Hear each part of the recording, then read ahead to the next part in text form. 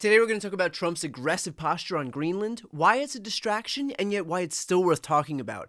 And I've got two interviews. I speak with Kara Swisher about whether Tesla can ever recover, and why Elon would torch his reputation when his consumer base is liberals. And I speak with Ezra Klein about his new book Abundance, and what the Democrats can learn from it. I'm Brian Tyler Cohen, and you're watching No Lie. There's a non-zero chance that the Greenland threats coming out of the Trump administration are a distraction, but I want to talk about it anyway, and there's a very specific reason why. And I'll get to that in just a moment. But first, I want to lay out what we are seeing as it relates to Greenland. JD and his wife Usha Vance, I guess, have been deputized to serve as the colonizer ambassadors, and so they've both been to the country.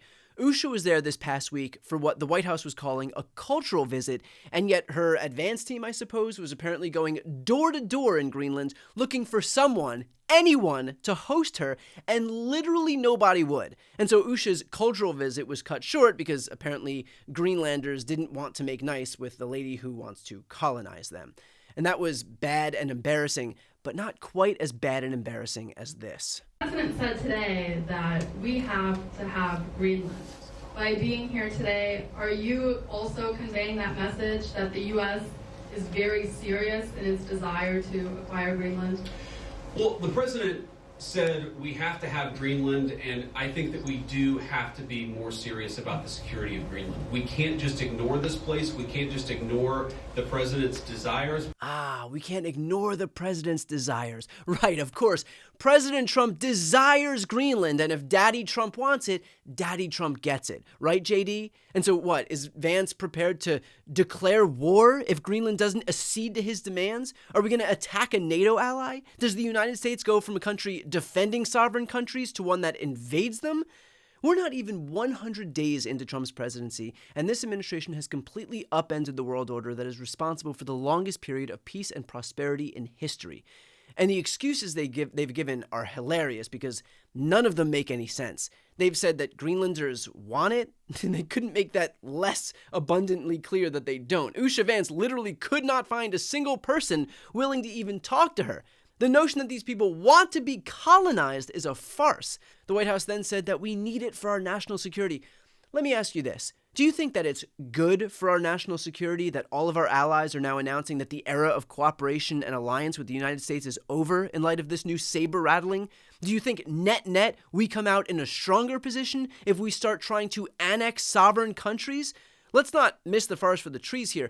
Not only would that not help our national security, it would make us a pariah in the international community and virtually isolate us on the world stage. That isn't how you fix something, it is expressly how you break it.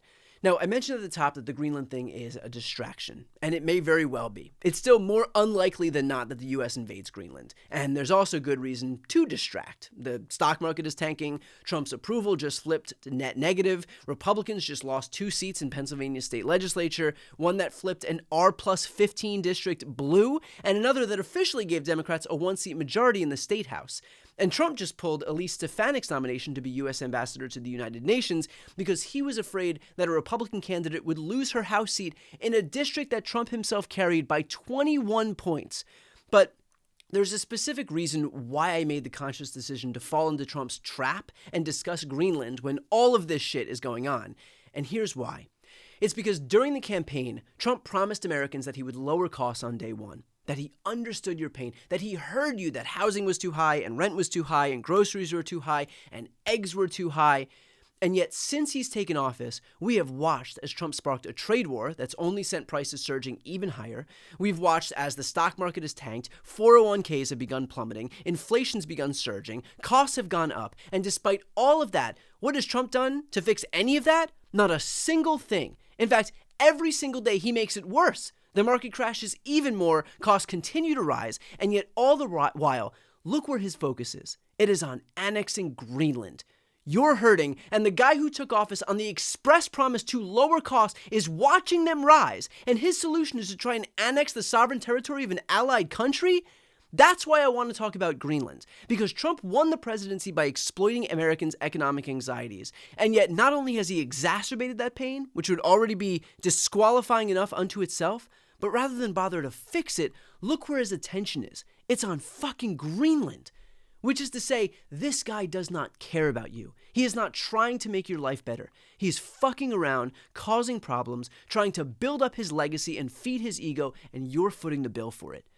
So I understand that Greenland may very well be a trap, but I don't think that Donald Trump took into account the consequences of setting it, because it shows his voters that while they're hurting on the one thing that Trump promised he'd fix, he's focused instead on something so insane, so dangerous, so unnecessary that it only sends one message to his supporters, that he just does not care about their problems. And the Republican Party isn't going to lift a finger to do anything about it because their allegiance isn't to their constituents, not to their voters, it is to Donald Trump himself.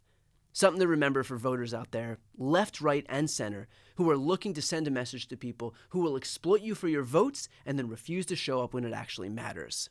Can Tesla survive this? And is there a world in which Republicans flock to EVs to compensate for the liberals who have left?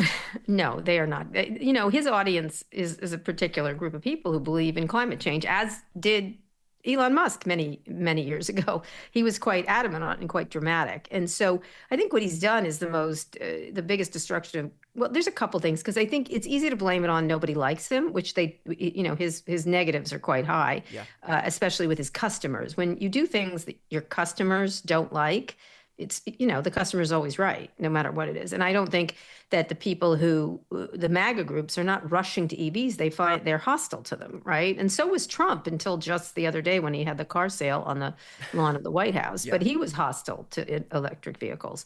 And so this is not a group of people that wants to buy these things. They don't even want to buy the Cybertruck, which is sort of in their genre, right? They've only sold 45,000 trucks. They were supposed to sell 250,000. They have not. And they've had to recall them all because they were badly glued. And I think the real problem with Tesla is it's a meme stock. And the reason it's as high as it is, which is 134, a PE ratio of 134, which is insane because most car companies are in the single digits, right? PE ratios. Yeah. And so it's a meme stock that's betting on Elon Musk. And one of the things that they're betting on is that he's going to do robo-taxis. Well, the problem is Waymo's been doing them for several years in San Francisco and other cities. So he doesn't have one robo-taxi on the road, while others are innovating. The second thing is that the cars have not been updated. What you live or die in the car business and the technology business by your latest version. And as good a car, and let me say Teslas are good cars, it's not as good as other new cars that are coming. And so there's all these new competitors now, including in China with BYD. Here, there's plenty of different competitors. They're all growing market share, and Tesla's losing it, which is a natural thing for it to happen because it was the only choice. But when you get a choice as a consumer, you want to go with the sexy BMW or the really cool Ford. The Ford has several, the Mach, I think it's the Mach 5, beautiful electric car. And so if you have this Tesla that looks the same year after year and you don't like the guy, you're like, I think I'll get the cool one with the people I kind of like, or I don't care, they don't sit around and insult all manner of people that I happen to like. So that's the other thing. And so the other thing that's then promising is that it's an AI company, that it's a robotics company. And Elon's always promising the next thing. And maybe one of them will be right. And he's saying that the robotics company is what it's going to be. It's going to be this, it's going to be that. He can say what he damn well pleases. And I like that he's like shooting for the moon, but the products aren't there to make up for the market share of this company going down. And then on top of it, he's dislikable. And so you don't want to buy his stuff. That's all. So walk me through the general top line of this right now of what you were looking to do with abundance. So one thing I was looking to do was just explain why the governance outcomes in places where the people I seem to agree with were in charge just weren't better. Right? I was living in California during a lot of this book and trying to think about, why do we have a housing crisis like this? Why in a state that is so committed to renewable energy are we so far off from meeting our clean energy targets? What the fuck happened to high-speed rail? And slowly, as I began to work through these questions individually, it got clearer that at the core of every one of them was really the same problem. Liberalism is really good right now at helping people afford things that are plentiful. It is not good at making those things plentiful. So if the problem is we need to send you a check so you can buy the thing out there, we can do that, right? Food stamps work incredibly well. Social Security, great program. Earned income tax credit, fantastic.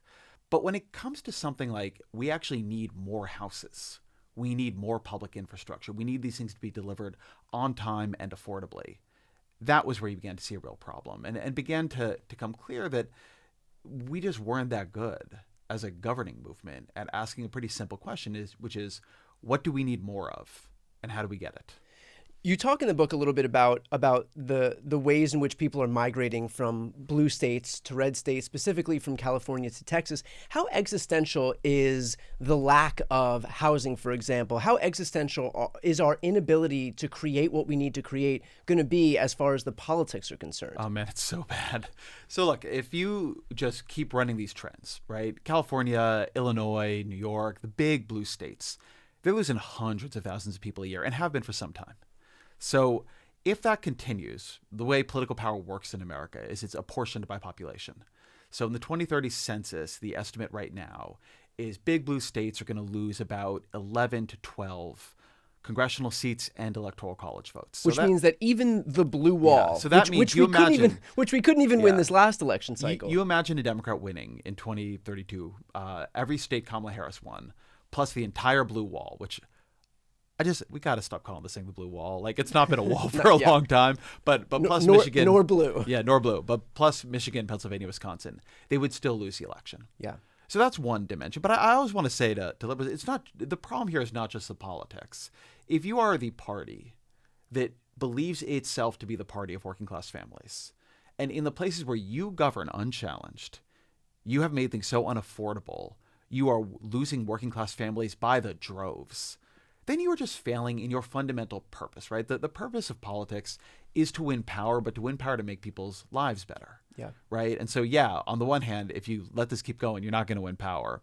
But also, even where you have won power, you're not making people's lives better. And in theory, that's why we're doing this whole fucking thing. To watch the full interviews with Kara Swisher and Ezra Klein, click the thumbnails right here on the screen or check out the interviews playlist on my YouTube channel. You can also click the link on the screen to listen to the audio version of this episode, and of course to see more of my content, the subscribe button's on the screen as well.